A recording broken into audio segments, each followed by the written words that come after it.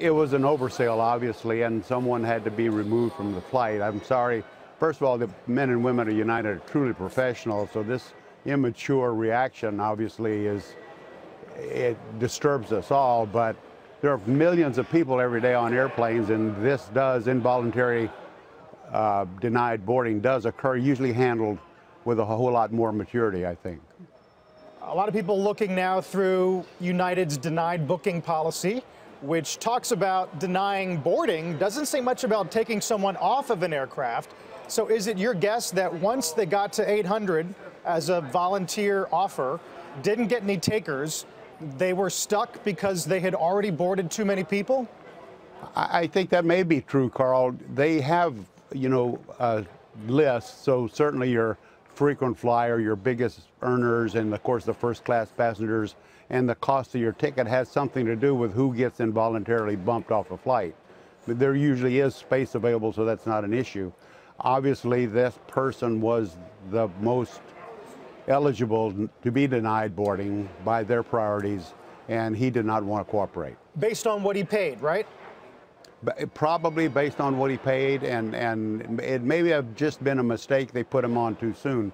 But certainly, it's a very emotional scene. It doesn't have to have that kind of immature reaction when you're asked to leave the plane. You should handle it in a different way. Yeah. Immature. I mean, they manhandled him. It's a good thing he wasn't wearing leggings. So in this world, Gordon, of social media, where everybody has it and everybody has a phone and everybody has video on their cell phone, why can't these airlines be more cognizant of the fact that they are squarely in the customer service business? I think they are, Sarah. These were security officers removing him from the plane because obviously the staff had asked him to voluntarily leave and he refused. They have no recourse but to get security to enforce their rules and regulations. And the man obviously didn't want to go.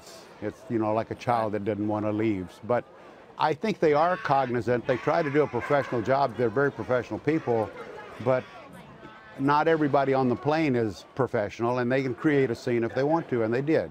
Yeah, Gordon, listen, we looked at the stock price. It's not having an impact at all. In fact, it's having a good day in the market, that is United Continental. But if you're in the CEO seat right now, and we know the gentleman who is, do you change anything in policy?